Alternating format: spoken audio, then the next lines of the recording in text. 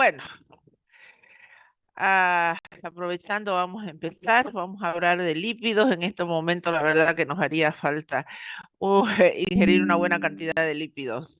9 kilocalorías por cada gramo de lípido consumido. Y ahí está la pirámide alimenticia, donde les decía que en la parte superior se encuentran los lípidos como parte de una alimentación diaria, lo cual nos quiere decir que una dieta equilibrada incluye lípidos, pero en una pequeña proporción porque son altamente energéticos.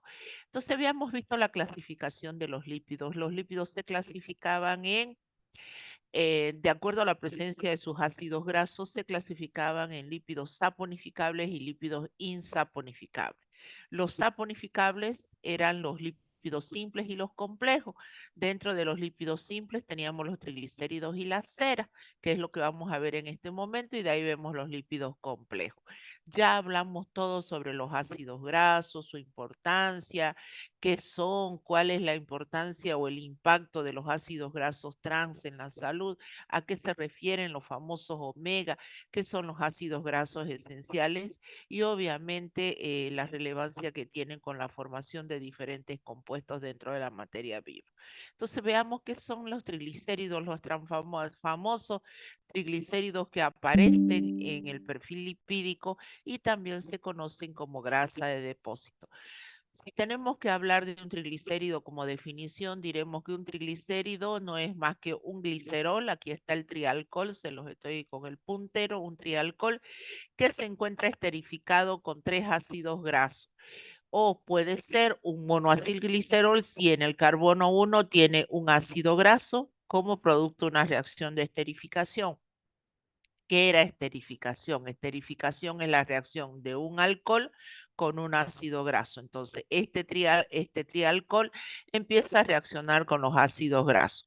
Si reacciona en el segundo carbono, va a ser un 2-monoacilglicerol. Si entran dos ácidos grasos en carbono 1 y carbono 2, 1,2 de acilglicerol. Y si entran tres ácidos grasos, triacilglicerol. Es decir, la esterificación de los tres oxidrilos del glicerol con tres ácidos grasos me forman los triglicéridos. Estos ácidos grasos que ingresan al glicerol pueden ser ácidos grasos idénticos, saturados o insaturados. En este caso tenemos un homotriacilglicerol si los tres ácidos grasos que ingresaron son idénticos. O un heterotriacilglicerol si los ácidos grasos que ingresan son diferentes. En este caso, fíjense que en el carbono 2 tenemos un ácido graso de tipo insaturado. Entonces, esto, bueno, eso no tiene más relevancia y lo que habíamos explicado. Un ácido graso monoglicérido, dos ácidos grasos diglicéridos, tres triglicéridos y lo que habíamos dicho son lípidos saponificables que son capaces de formar jabones. Y ahí están las reacciones de esterificación. La cera. Cuando hablamos de la cera, el segundo grupo de, de lípidos, hay que recordar que estas ceras tienen la particularidad de estar formadas por ácidos grasos de cadena larga. No se olviden que los ácidos grasos, mientras más grande la cadena, mayor su insolubilidad al agua. Entonces, las ceras tienen como parte de su estructura ácidos grasos de cadena muy larga, pero también presentan un alcohol que puede variar desde fingol, etcétera. ¿Cuál es la característica y la particularidad de esta cera? Al ser formados por ácidos grasos de cadena larga, se constituyen impermeabilizantes al agua y lo cual le va a dar una consistencia firme donde se encuentre. Uno de los ejemplos claros de cera es el panal de abejas. Las abejas segregan cera y que constituyen sus panales, pero donde también encontramos la cera y es fácil de verificar eso en casa. Lo que se hace es se agarra y se toma, se agarra una hoja, la hoja de las plantas, si usted le echa agua a una plantita, va a ver que las hojas, la superficie de las hojas contienen cera. El agua no ingresa por las hojas, el agua ingresa por las raíces. El agua resbala la superficie de las hojas debido a la presencia de estas ceras que le dan la impermeabilidad. Donde encontramos también las ceras encontramos en las lanas de las ovejas, etcétera, y tienen una gran aplicación en la industria farmacéutica y cosmetológica. Ahí tenemos simplemente el hecho de mostrarles estas estructuras es para que ustedes vean de que efectivamente estas ceras están conformadas por ácido graso de cadena muy larga. Ve, acá tiene 28, este tipo de cera tiene 28 átomos de 28, 29, 30 átomos de carbono. La cera de las ovejas tiene 22, 50, 25 átomos de carbono y así sucesivamente, lo cual me está diciendo que son conformados por ácidos grasos de cadena larga. Muy bien, esos son los lípidos simples. Los lípidos complejos. Los lípidos complejos, más conocidos como nosotros por fosfolípidos, glucolípidos y lipoproteínas. A su vez, los fosfolípidos se subdividían en la presencia del grupo el alcohol glicerol, glicerofosfolípido o el alcohol esfingol, esfingofosfolípido. Los glucolípidos, cerebrósidos, gangliósidos y la famosa lipoproteínas. La característica de estos lípidos complejos es que aparte de tener lípidos, van a tener un compuesto diferente, un grupo fosfórico, un hidrato de carbono o una proteína. Están conformados por los típicas biomoléculas primarias, carbono, hidrógeno, oxígeno y nitrógeno, pero también se encuentran esos otros compuestos químicos. ¿Cuál es la característica más sobresaliente de estos fosfolípidos? Que son estructuras anfipáticas. Quiere decir que tiene una parte polar y una parte apolar. Además que los encontramos abundantemente en las membranas celulares. Entonces, estos fosfolípidos, si bien es cierto que se encuentran abundantemente en las membranas celulares, también podemos encontrar una proporción considerable de un 30% a nivel de cerebro y a nivel muscular un 2%. Estos fosfolípidos se subdividen en los que derivan del ácido fosfatídico, aquí está el ácido fosfatídico, y las cardiolipinas y los plasmalógenos. Los que derivan del ácido fosfatídico, nuestros representantes fosfatidilcolina, fosfatidilamina, etcétera. Entonces vamos a empezar y los glicolípidos que se dividen en cerebrósidos y gangliósidos y las famosas lipoproteínas de transporte que ya las hemos visto hasta el cansancio en el perfil lipídico. Fosfolípido, un fosfolípido, los glicerofosfolípidos están conformados bioquímicamente hablando por un glicerol, un alcohol glicerol, ácidos grasos y ácido fosfórico. El hecho de la presencia de ácidos grasos es lo que les confiere de ser lípidos saponificables. Obviamente se encuentran abundante cantidad en las membranas celulares y en menor cantidad como grasa de depósito.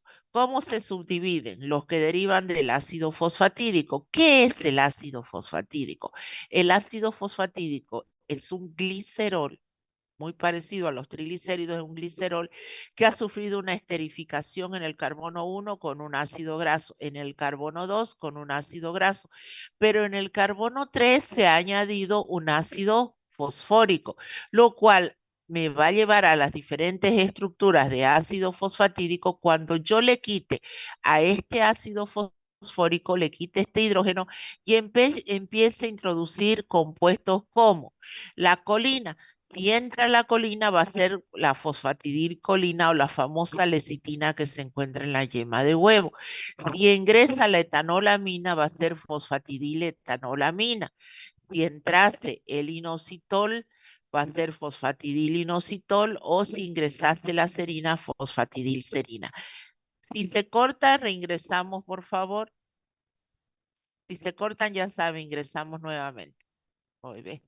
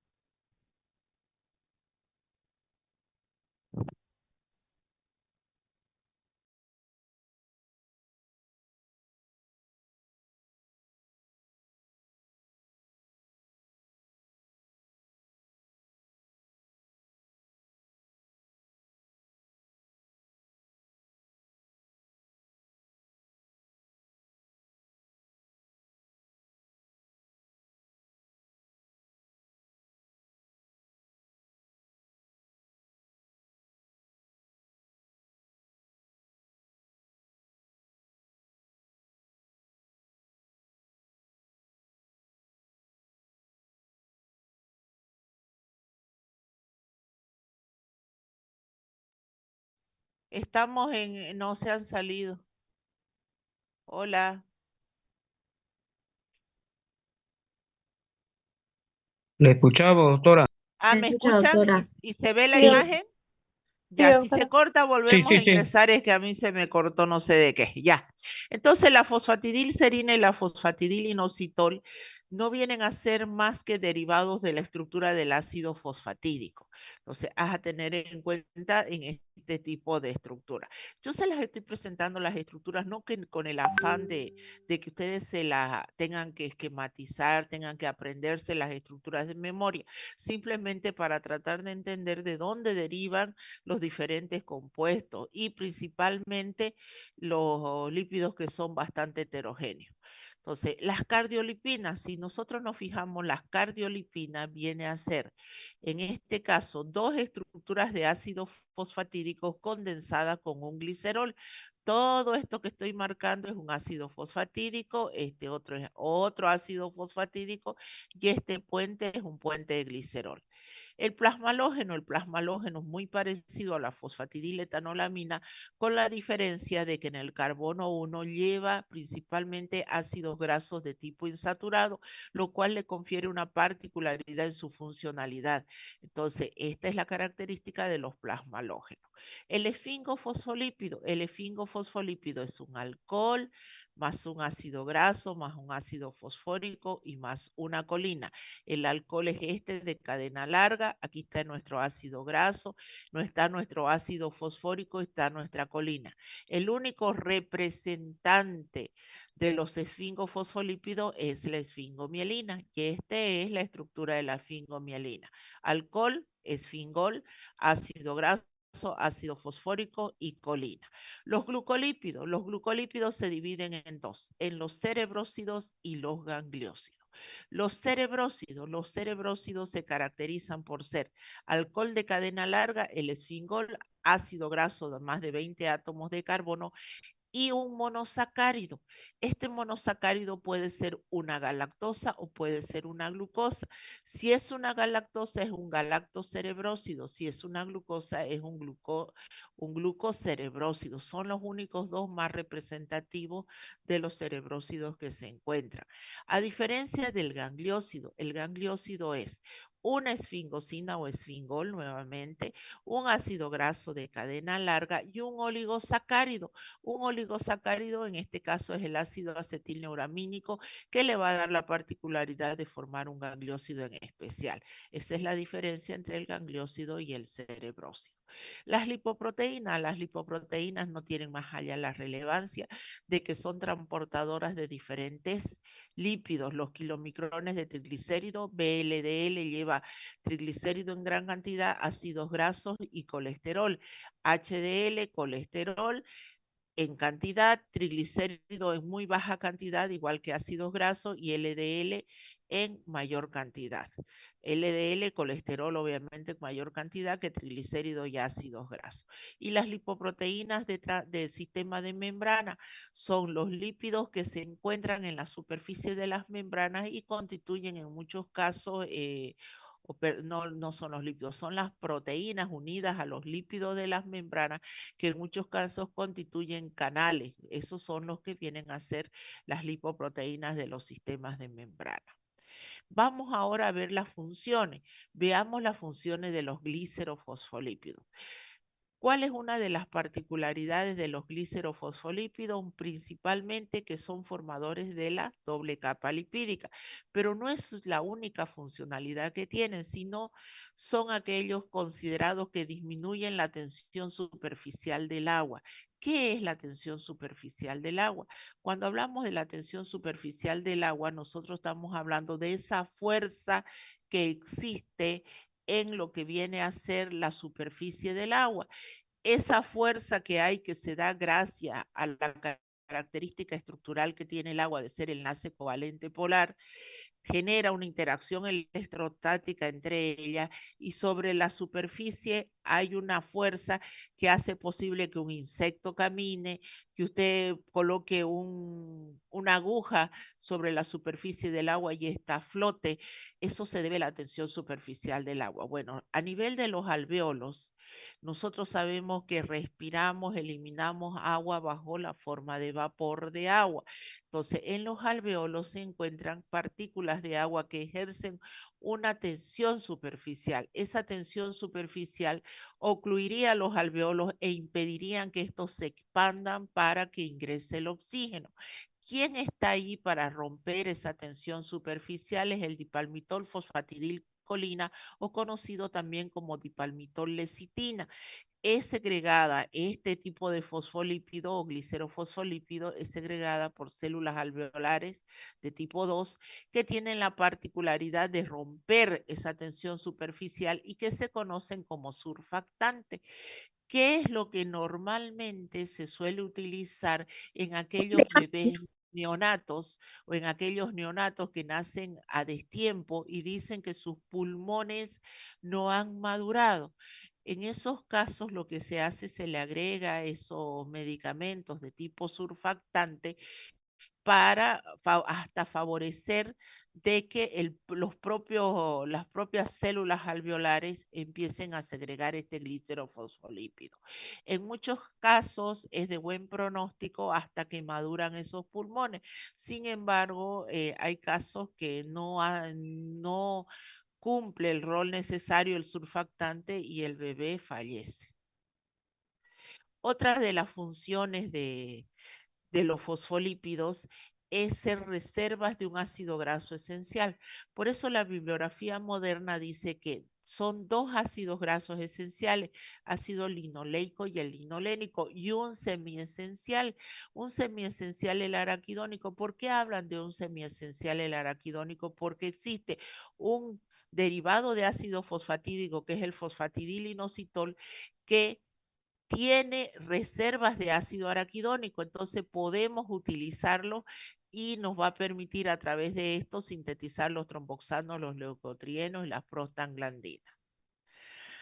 Otra de las funciones de los glicerofosfolípidos o de los fosfolípidos más propiamente, actuar como factores activantes de plaquetas. Si bien es una cadena, una secuencia, pero ellos tienen una participación donde pueden producir agregación plaquetaria, reducir la presión sanguínea y pueden ser también mediadores de procesos inflamatorios. Entonces, hemos visto alrededor de 4 funciones de los glicerofosfolípidos.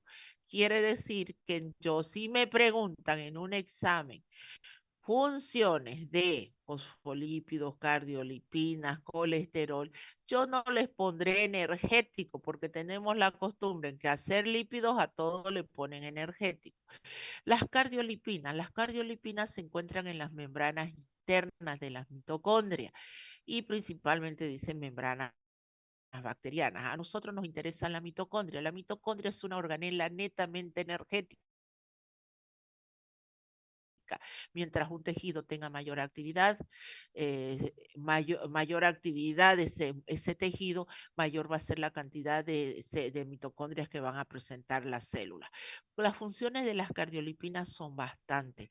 Entre una de ellas vamos a ver que estabilizan los complejos de la cadena respiratoria. La cadena respiratoria o transporte electrónico tiene la capacidad de actuar en procesos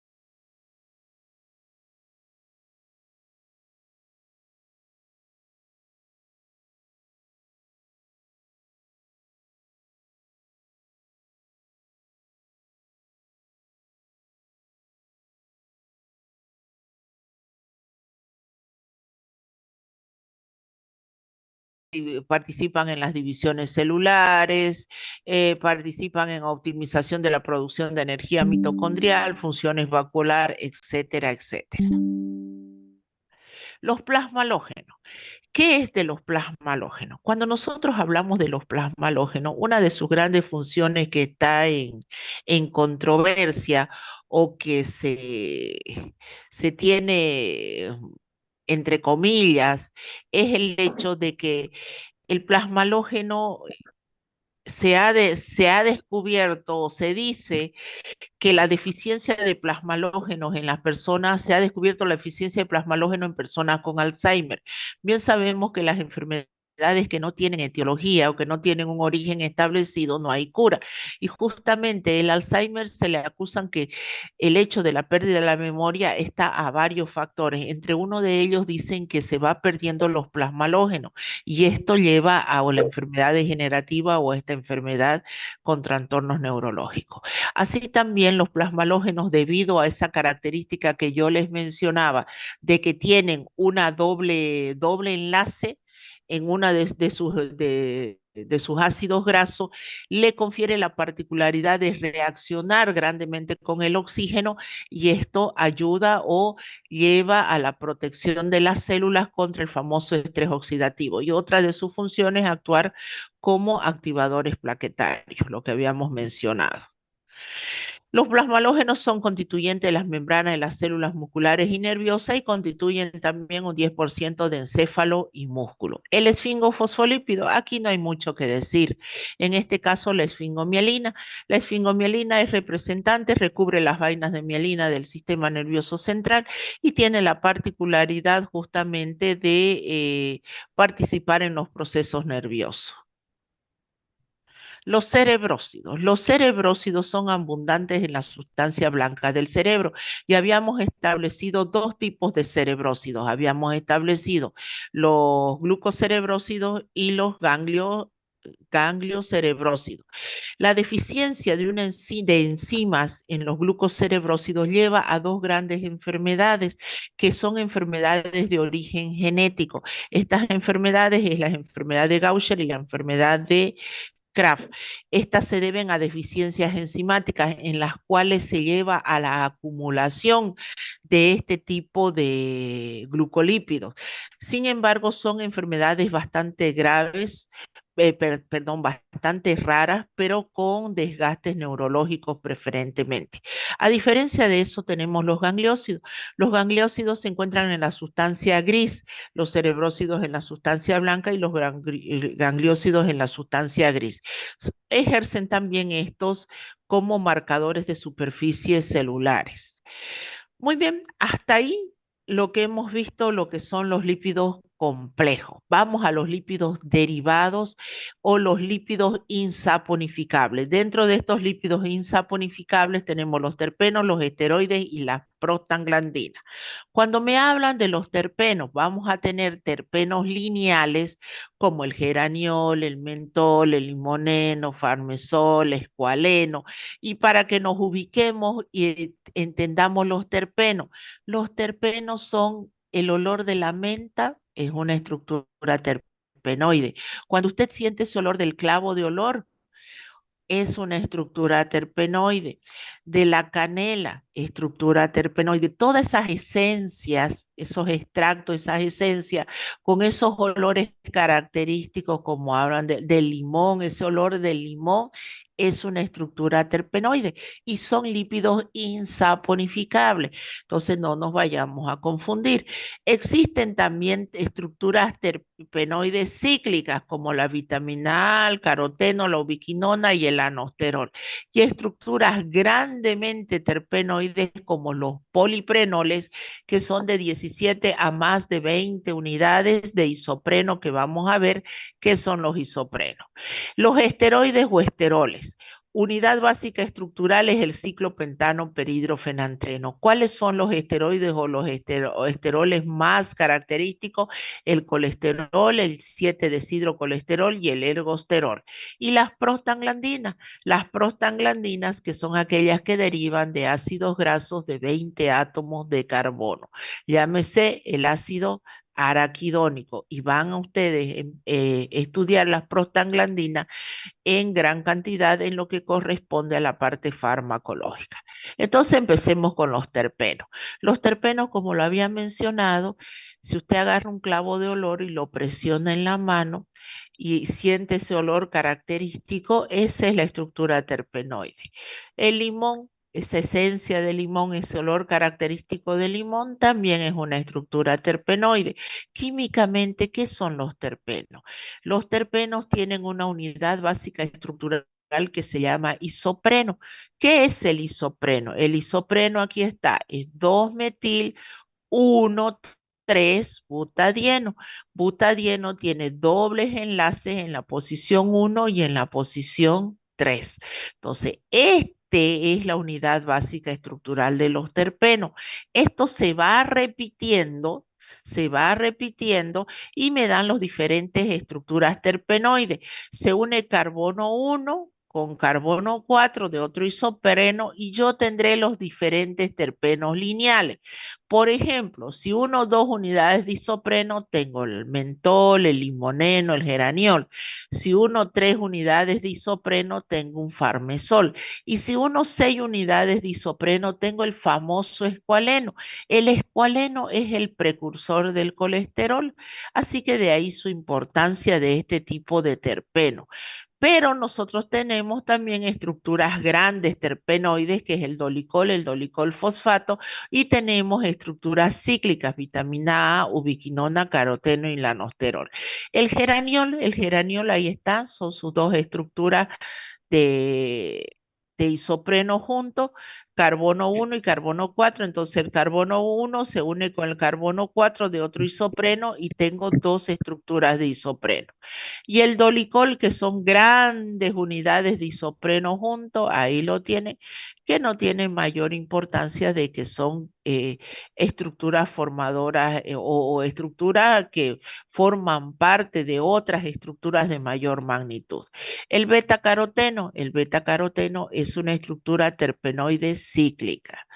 La vitamina A, estructura terpenoide cíclica. La ubiquinona o coenzima Q, la coenzima Q10, la tan famosa coenzima Q10 que existe en las cremas, que ayuda y previene los radicales libres, ayuda y previene las líneas de expresión de la cara. El hecho es que ya las que están marcadas ya no las elimina, simplemente participa en los procesos óxidos reductivos y que lo vamos a ver en la cadena respiratoria o transporte de electrones. Los esteroides tienen como unidad básica estructural el ciclopentano peridrofenantreno, que no es un trabalengua, simplemente viene. Este es el fenantreno. El fenantreno se caracteriza, miren que ahí lo tengo remarcado con el puntero, por dobles enlaces. Si yo le quito sus hidrógenos, se convierte en peridro. Si a ese peridro le añado un ciclopentano, se convierte en ciclopentano peridrofenantreno, que es una gran estructura que contiene alrededor de 18 átomos de carbono. Esta es la unidad básica estructural que se va a repetir en todos los esteroides o en todos los esteroles. Entonces, cuando ustedes vean una estructura similar a esta, piensen en los esteroides. Entonces, el esterol más abundante es el colesterol, el famoso colesterol. Y acordémonos que nuestro cuerpo sintetiza colesterol.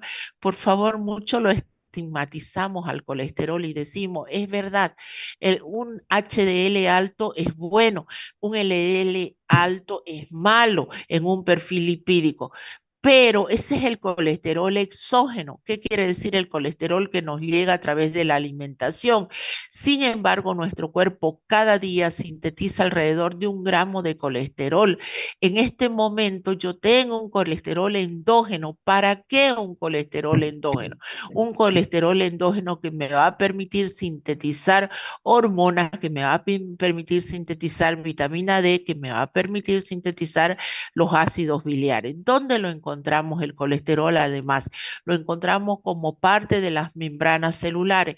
¿Cuál es el objetivo de este colesterol? Este colesterol se encuentra empotrado en lo que viene a ser esa doble capa lipídica y le confiere una cierta estabilidad. Es como en las bardas que construyen de los grandes terrenos, cada cierta distancia hay un bloque de cemento fijo, han visto como un pequeño pedazo, que es lo que hace posible que cuando venga un viento fuerte, pues la barda no se venga abajo. Entonces, el colesterol se empotra en la doble capa lipídica, constituyéndole o esa membrana fluida, dándole una cierta resistencia. Donde encontramos también el colesterol formando parte de las lipoproteínas HDL, LDL, VLDL. Y ya hemos visto que está relacionado con cuadros patológicos como la aterosclerosis. Entonces, ahí está nuestra estructura del colesterol. El colesterol se caracteriza por ser una estructura terpenoide, unidad básica estructural del ciclopentano perhidrofenantreno, y tiene alrededor de 27 átomos de carbono, y en el carbono 3 la presencia del oxidrilo. Es lo básico que tienen que recordar del colesterol. A partir de él obtenemos ácidos biliares. Aquí está, fíjense que es la misma estructura del ciclopentano perhidrofenantreno. Tenemos las hormonas sexuales características, que son las masculinas, la testosterona, la hormona sexual femenina, que es el estradiol. Fíjense que todos tienen el ciclopentano perhidrofenantreno. Las prostaglandinas se caracterizan por obtenerse a través de ácidos grasos de cadena larga de 20 átomos de carbono, más conocidos como eicosanoides. Un eicosanoide muy particular e importante para obtener las prostaglandinas es el ácido araquidónico. A través de estas prostaglandinas, yo obtengo, o a través de ese ácido araquidónico, yo obtengo, perdón, los tromboxanos, que son las plaquetas, los leucotrienos y las famosas prostaglandinas. Las prostaglandinas son una variedad inmensa. Ustedes van a estudiar muchas de ellas en la parte farmacológica, y no me gustaría que cuando la docente de farmacología le pregunte qué tipo de estructuras son las prostaglandinas, ustedes le digan que son pues hidratos de carbono, que son proteínas, o se les vaya la idea y le digan que son ácidos nucleicos. Las prostaglandinas son lípidos, lípidos de estructura insaponificable. Ahí ve las estructuras, hay una gran variedad. El hecho de mostrarle esto es simplemente para que vean que la familia de las prostaglandinas es bastante grande. En un inicio fueron descubiertas en la próstata, sin embargo, hoy en día se ha establecido de que existen todas las células a excepción de glóbulos rojos. Su importancia de las prostaglandinas deriva en que no necesitan grandes cantidades para cumplir funciones, y de tipo enzima antagónica. ¿Por qué decimos antagónica? Porque cuando una prostaglandina, por ejemplo, tiene acción constrictora sobre el músculo liso, otra prostaglandina tiene acción dilatadora de bronquio y vasos de corazón y riñón. Y así ustedes encontrarán en la parte farmacológica una gran variedad de fármacos relacionados con las prostaglandinas con utilidades o funciones completamente antagónicas. Bueno, ahí terminamos con lo que es lípidos. Voy a empezar con el tema de proteínas, porque todavía tenemos tiempo. Espérenme un ratito, me van a avisar si comparto pantalla. Aguántenme. ¿Cambié de imagen? ¿Cambiamos de imagen Sí, o doctora. seguimos Sí, allá? doctora. Perfecto, gracias. Vamos con las proteínas. Las famosas proteínas. Un tema que nunca en su vida de la parte profesional se van a salvar de hablar en algún momento de las proteínas, porque forman constituyente importante dentro de la materia viva. A ver, la composición corporal del ser humano. Un ser humano está conformado por 80% masa magra y un 20% de masa grasa. Ya hemos visto la masa grasa. Ya hemos visto los lípidos, qué tipo de lípidos hay, etcétera. Ahora vamos a hablar de la masa magra. Dentro de esa masa magra tenemos un 1% de los hidratos de carbono. ¿Se acuerdan? Que la mayoría de los hidratos de carbono que entran a nuestro cuerpo, su función principal es energética, reserva energética y una pequeña cantidad de estructural, que eran los heteropolisacáridos, que era el glucógeno, un homopolisacárido. Pero después todo el hidrato de carbono que entra a su cuerpo es para proveer energía a la gran cantidad de células que tenemos. Pero cuando hablamos de las proteínas, el 50% de la masa seca, vale decir que si usted le quita el agua a su cuerpo y se queda con lo seco, el 50% de esa masa seca es proteína, aproximadamente el 50%. Es decir, que estamos hablando de una biomolécula, de biomoléculas de característica orgánica sumamente importante, constituyente de la materia viva. Y bueno, y aquí vamos a empezar. ¿Cuál es el objetivo de este tema? Primero, que identifiquen la unidad básica estructural de las proteínas, que son los aminoácidos, para no confundirse aminoácidos con péptidos y con proteínas. Hablaremos de la estructura de los aminoácidos, estableceremos su clasificación, propiedades físico-químicas, pH isoeléctrico, propiedad ácido-base de estos aminoácidos. Estos aminoácidos se unen entre sí, se saben unir entre sí mediante un enlace que se llama enlace peptídico. A diferencia, comparando con los hidratos de carbono, que los hidratos de carbono se unen entre sí o los monosacáridos se unen entre sí mediante un enlace llamado glicosídico. Y los lípidos no tienen esa particularidad, si se dieron cuenta. Las estructuras de los lípidos son completamente heterogéneas, rompe los esquemas de los que venimos repitiendo con los hidratos de carbono y con lo que vamos a repetir con proteínas. Entonces, cuando dos aminoácidos se juntan mediante un enlace peptídico, yo formo un dipéptido. Van a ser estructuras peptídicas desde 2 hasta 49, 50 aminoácidos según lo que viene a ser la teoría antigua. La moderna no le habla de cantidad de aminoácidos para quien me haga una lectura en internet alguna o hace una lectura de una investigación.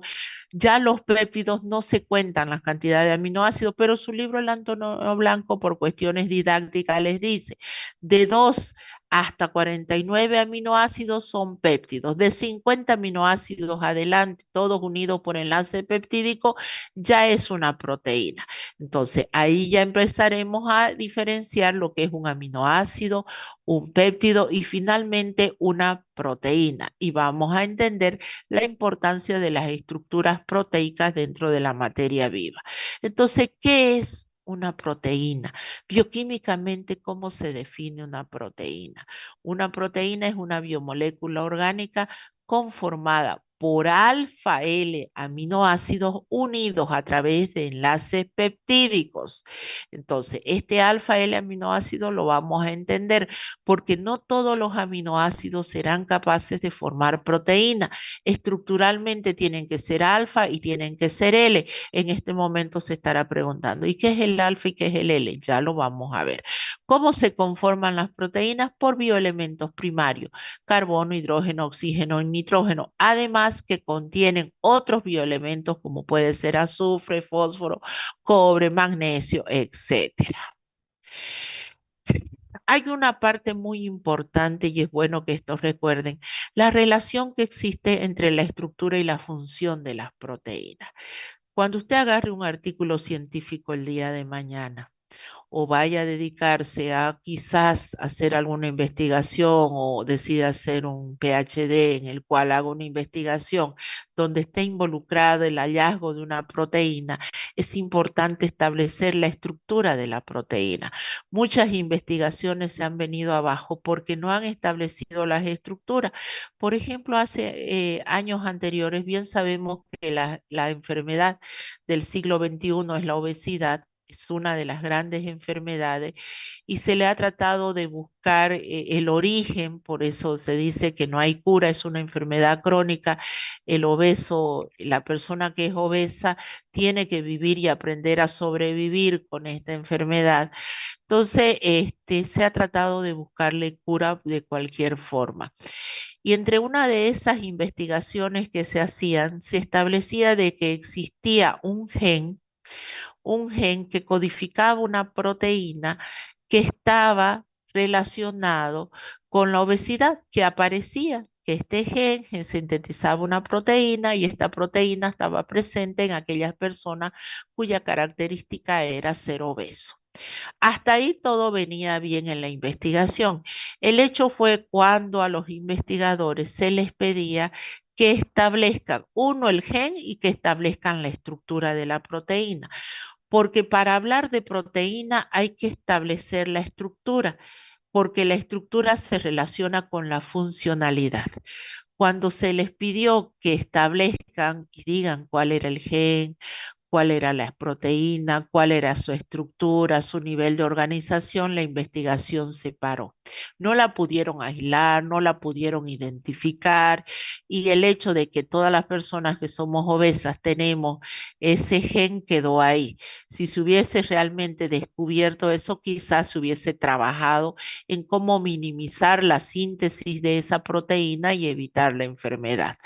Entonces, la relación entre la estructura y la función de las proteínas es muy importante. ¿Cuántos son los aminoácidos formadores de proteína? Los aminoácidos formadores de proteína son 20. Yo sé que alguien va a agarrar y me va a decir, porque sé que ustedes leen, estudian, me va a decir, sí, pero es que sabe que yo acabo ahorita de buscar en internet y dice que existen 23 aminoácidos formadores de proteína. De repente, otra persona busca y me dice, son 24. Me pasó una vez que estábamos justamente dando una clase y un alumno me dice, pero acá dice que son 23 los aminoácidos formadores de proteína. Y la verdad que tuve que buscarlo porque me quedé media, como que uno dice, wow, ¿en qué rato se descubrieron tres más que no me enteré? Digamos, ¿no? Entonces, buscar los artículos, hacer investigación en internet y lo que dicen esos artículos que hay que tener muy, muy en cuenta, que dice que son 20 los aminoácidos formadores de proteína, pero existen otros derivados, es más, existen más de 10, de 15 aminoácidos hasta sintéticos. Por ejemplo, del ácido glutámico se deriva la glutamina, pero el ácido glutámico es uno de los 20 y ese 21 sería la glutamina. Entonces, son 20 los aminoácidos formadores de proteína. Esos 3, 4, 5, 10 más son derivados de los 20 iniciales. Entonces, ¿quién da con esos únicos 20 aminoácidos y sus derivados? Se sintetizan ese 50% de masa seca que hay en nuestro cuerpo, esa gran cantidad de proteína. ¿Quién da el quién da el molde para que se mezclen entre sí y se sintetice una proteína? El código genético. El código genético me hará posible de que las proteínas que se sinteticen hoy, mañana y pasado sean las mismas. Por ejemplo, los glóbulos rojos. Los glóbulos rojos viven 120 días. Todos los glóbulos rojos tienen una proteína dentro de ellos que es la hemoglobina. La hemoglobina tiene 4 cadenas polipeptídicas y tiene un anillo 4 hemos que ya lo vamos a ver. Pero el hecho es que esta proteína siempre va a ser la misma. Cuando se rompe el glóbulo rojo y se dirige al sistema retículo endotelial para deshacer completamente la hemoglobina, paralelamente a esto, la eritropoyesis hace que se sintetice un nuevo glóbulo rojo con una nueva hemoglobina. Esa nueva hemoglobina que se forma tiene que ser idéntica, exactamente la misma que la que se rompió, porque si le varía en un aminoácido, en uno solo, la estructura se pierde y se pierde su funcionalidad. Y usted me dirá, ¿y se puede dar esos casos por código genético cuando hay una alteración? Y eso ustedes lo van a estudiar o el que se especialice en hematología, va a ver que existen las hemoglobinopatías. Las hemoglobinopatías son alteraciones genéticas del código genético donde, por ejemplo, la hemoglobina S es una hemoglobinopatía donde un solo aminoácido ha sido cambiado en la gran estructura de la hemoglobina. ¿Qué provoca eso? Provoca una hemoglobina deforme, una hemoglobina completamente diferente, que va a llevar a los glóbulos rojos donde ella se encuentra que se deformen cuando pasen por los pequeños capilares. Estos glóbulos rojos se observan en la sangre de un paciente que tiene la hemoglobina S como una banana, como una banana, como una hoz. ¿Y qué es lo que provoca? Lamentablemente, aquel paciente que nace con eso, no se contagia, nace con eso, desarrolla anemia hemolítica y para poder sobrevivir tiene que estar sometido a constantes transfusiones sanguíneas y lo lleva en sus genes y durante mucho tiempo. Y así también, por ejemplo, las talasemias. Las talasemias es donde se sintetiza una hemoglobina sin una de esas cadenas polipeptídicas.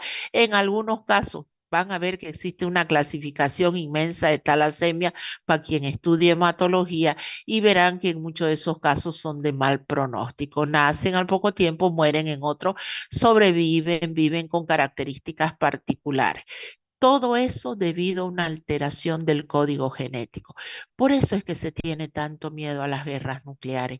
Cuando, por ejemplo, se bombardeó Hiroshima, Nagasaki, Hiroshima. Se dice que durante muchos años han albergado ellos alteraciones genéticas producto justamente del bombardeo que les provocó alteración en su código genético y sus hijos nacían con malformaciones, sin brazos, sin piernas, algunos fallecían, etcétera. Es por eso que lo que menos se quiere y se dice que cuando se llegue a una tercera guerra mundial, lo que se va a atacar justamente va a ser a los genes. Y una alteración genética me lleva a alteración en la síntesis de las proteínas. Y alterar una proteína me significa que le pierdo su estructura. No es que se crean superfunciones, lindo sería, ¿no? Así, se perdió esta estructura de esta proteína A y la proteína que se sintetizó, la B, es mejorada y tiene superfunciones. Lamentablemente es al revés. La estructura B deforme que se sintetiza pierde su funcionalidad. Entonces, de ahí que cada vez que usted vea que se descubre una nueva proteína, lo que se le pregunta es la estructura, porque la estructura tiene relación con la funcionalidad. Y bueno, y aquí está lo que le explicaba de la hemoglobina S, una alteración en un solo aminoácido de su cadena le lleva a lo que pierda la funcionalidad. Entonces, existe una estrecha relación entre la estructura de una proteína y la función que cumple dentro de la materia viva. Y bueno, vamos a ver aquí las funciones. A ver, cuando se les pregunta en un examen, funciones de hidratos de carbono y ejemplo, ahí no hay cómo perderse, ¿no? Energía, reserva energética, energía, dicen ustedes ahí, almidón, glucógeno, glucosa se pueden lucir, reserva energética, en realidad el glucógeno, estructurales, ácido hialurónico, etcétera, y sus funcionalidades. Pero cuando me piden funciones de lípido, por ejemplo, hemos visto, acabamos de determinar que tienen N cantidad de los lípidos, cada uno con su función, y no es netamente energética.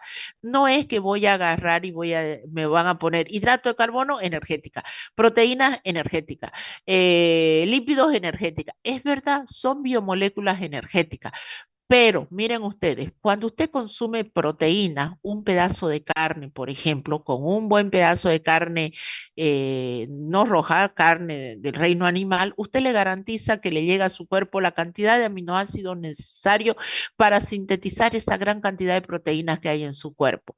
Entonces, ¿qué es lo que hacen esos aminoácidos? Primero, la proteína, el pedazo de carne, sufre un proceso de digestión a nivel de la boca. ¿Qué es lo que finalmente se absorbe? Son aminoácidos. Usted jamás va a tener dando vuelta por su torrente sanguíneo un pedazo de carne. Nada, un pedazo de carne roja. Va a tener aminoácidos y obviamente que habrán proteínas, pero constituyentes del medio interno. pero los aminoácidos que han venido producto de la digestión y la absorción van a ir a dirigirse a sintetizar los elementos que van a dirigirse a sintetizar los elementos que hagan falta, no a dar energía. No a dar energía. Primero va a sintetizar elementos de defensa. Sus anticuerpos que lo defienden contra la influenza, contra el COVID, contra todo lo que pueda haber, son proteínas. Entonces, si usted se alimenta, se nutre con aminoácidos, le está dando a su cuerpo las bases moleculares, las bases necesarias para que se sintetice ese anticuerpo. Si usted no se nutre bien, no le da aminoácidos, lamentablemente será una persona que si más allá en la esquina, a 2 cuadras, alguien estornuda, usted se agarra una neumonía. Entonces, lo primero que hacen los aminoácidos es sintetizar todas las proteínas. Colágeno, si usted tiene menos de 20 años, ya, o 20, de 25 años para abajo. Una vez que pasó, ya llegó a los 30, ya esos aminoácidos ya le hacen lance al colágeno. Y peor si ya llegó a mi edad, a los 50 años, ya ni lo miran los aminoácidos al colágeno. Perdemos la síntesis, vamos perdiendo esa capacidad de sintetizar algunas proteínas. Pero una vez que se ha sintetizado todo esto, llega unos aminoácidos que sí le van a proveer energía. Y aquí hay que tener en cuenta esto. Cuando usted no consume hidrato de carbono, su cuerpo se come los lípidos. En el momento que llega a comerse los lípidos, llega un momento que para. Su cuerpo no se va a comer su grasa visceral, no se va a comer la grasita donde están suspendidos sus riñones. Entonces, ¿a qué va a hacer, a qué va a echar mano? A las proteínas. ¿Y cuál es la mayor masa proteica que tenemos? Los músculos. Entonces su cuerpo empieza a consumirse los músculos como última defensa que tiene para sobrevivir a la deficiencia energética que usted le está dando. Por cada gramo de proteína, nuestro cuerpo le aporta 4.1 kilocalorías. Pero la funcionalidad de las proteínas va mucho más allá, no solamente energética, por ejemplo, estructural, histonas, colágeno, elastina, queratina, colágeno, tejido conjuntivo fibroso, elastina, conjuntivo elástico, la queratina en los cabellos, en la epidermis, las enzimas. No podemos vivir, no podemos vivir sin enzimas, lamentablemente. Las enzimas hacen posible la vida sobre la Tierra y todas las enzimas son proteínas, pero no todas las proteínas son enzimas, lo estamos viendo. Hay proteínas como la actina, la miosina que son musculares, pero las enzimas son proteicas y ya vamos a ver cuando lleguemos a enzimas qué tiene que tener una proteína para convertirse en enzima. Las funciones de defensa, anticuerpos, fibrinógeno, trombina, todas estas son características de lo que corresponde a actividades de defensa proteica. De transporte, hemoglobina, mioglobina, citocromos, proteínas ya tan conocidas por ustedes, y las de reserva, ovoalbúmina, lactoalbúmina, proteínas que dan origen a un nuevo ser como la albúmina, la clara de huevo. La clara de huevo es rica en aminoácidos de tipo azufrado, es rica en proteína. Entonces, de ahí el hecho que cuando usted necesite consumir proteínas del reino animal, puede consumir la clara de huevo. Entonces, ahí tienen un listado inmenso y aparece algo muy característico aquí, las hormonas. Acabamos de ver hormonas de origen de origen lipídico. Entonces, por favor, no me gustaría que el día de mañana ustedes digan que todas las hormonas son proteicas. Si acabamos de ver que existen hormonas de característica lipídica, vamos a ver hormonas de característica peptídica, vamos a ver hormonas de características proteicas, como por ejemplo las hormonas del crecimiento, la insulina, etcétera, etcétera. ¿Estamos de acuerdo? Y bueno, ya para lo último, si se corta, ahí lo dejamos, ya, si se corta, ahí lo dejamos. Ya para lo último, lo importante que hay que tener en cuenta es el por qué como formador del área de como estudiante del área de la salud, tengo que conocer sobre las proteínas. En la jerga del mundo deportivo es muy común el consumo de proteínas. Un muchacho llega al gimnasio y quiere tener estos grandes brazos y se encuentra con el que ya los tiene y lo primero que pregunta, ¿qué tengo que hacer para tener estos bíceps, estos tríceps? Y obviamente que el que está del otro lado no le dice que son los 5 años de entrenamiento ni los 6 años de entrenamiento constante, sino le dice venir al gimnasio y tomar esto, le dice, y le muestra un bote grande de aminoácidos que justamente son necesarios para sintetizar la actina y la miocina que son músculos. Estamos de acuerdo, está bien. Obviamente que por si usted necesita que le crezca los músculos, necesita darle los suplementos. ¿Cuáles son esos? Los aminoácidos que podría tenerlo con una alimentación equilibrada. Pero si usted quiere tenerlo por otra vía más fácil alterna, bueno, consume eso. Ahora, ¿cuál es el problema? Que para consumir proteínas en grandes cantidades tengo que tener mi hígado bien y mis riñones bien. Funcionalmente, mi hígado tiene que funcionar adecuadamente. ¿Dónde se sintetiza, por ejemplo, la albúmina? En el hígado. Mi hígado es el laboratorio. Si yo tengo problemas hepáticos, de nada me sirve y voy a tener más bien alteraciones, sobrecarga a nivel hepático y renal, ni que se diga. Sabemos que las proteínas no se eliminan por orina. Si tengo una insuficiencia renal, empiezo a eliminar proteínas por orina y una gran demanda de proteínas golpean los riñones y van a desfavorecer el proceso que ya tenía. De ahí la recomendación, si yo soy trabajador del área de la salud, obviamente que puedo hacer una recomendación de que si este paciente no tiene contraindicaciones en esa área, pueda consumirlos inmoderadamente. Y ojo, y acá viene el hecho, usted se compra, se gasta 300 bolivianos en un bote así inmenso de proteínas o de proteínas le llaman, pero en realidad son los aminoácidos y decide tomarlo y no va al gimnasio. ¿Qué es lo único que va a conseguir?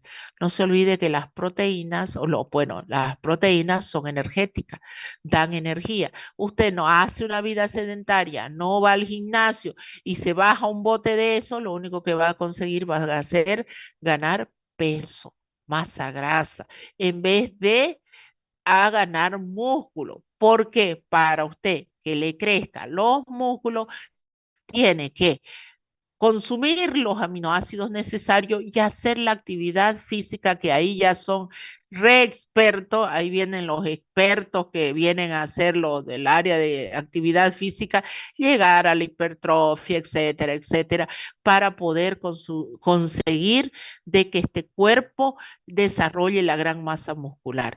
Y hacer la actividad física es importante, peor cuando llegamos a la tercera edad. ¿Qué es lo que le sucede a medida que el adulto se va haciendo mayor? Se llama sarcopenia. La parte muscular se va achicando, se va acortando. Entonces, esa sarcopenia lleva a que el adulto mayor vea dificultadas sus actividades motrices.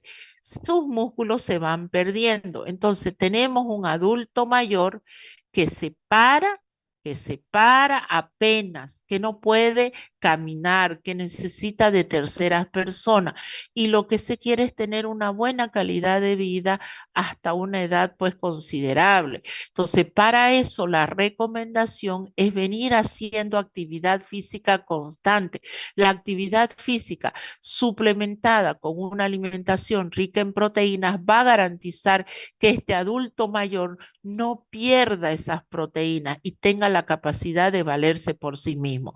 De ahí entonces la importancia de que ustedes como áreas o formadores del área de la salud prevenir, no es que voy a estudiar geriatría, voy a ser un médico geriátrico y solamente ahí me voy a preocupar. Preocúpese de su paciente que está entrando a la parte de la adultez, prevenirle y decirle, usted puede desarrollar sarcopenia, vaya alimentándose de esta manera, vaya haciéndose actividad física si quiere ser un adulto que pueda viajar, que pueda disfrutar. ¿Está bien? Sí. ¿Alguien me quería preguntar Doctora, algo? Sí. un favor, ¿será que podría ir subiendo las diapositivas a la plataforma de estos Claro, temas para claro. poder ir haciendo los apuntes, por favor, para complementar? Perfecto. Sí, sí, sí, se los voy pasando, ¿no? Por ya se los pasé Ah, no, les Hasta el pasé temario todo lo... parcial, desde hidratos de Ya, carbono, no hay nada en la plataforma. perfecto, yo les paso y bien, gracias por hacerme acuerdo, porque si no me iba a olvidar y así tienen la vacación para ir repasando. No se olviden que para el segundo parcial que va a ser a la vuelta, porque terminamos proteínas, enzimas es corto, ácido nucleico es casi nada. Eso se da en media hora de clase. Llegamos de la vacación, de la mini vacación, y yo creo que a finales de agosto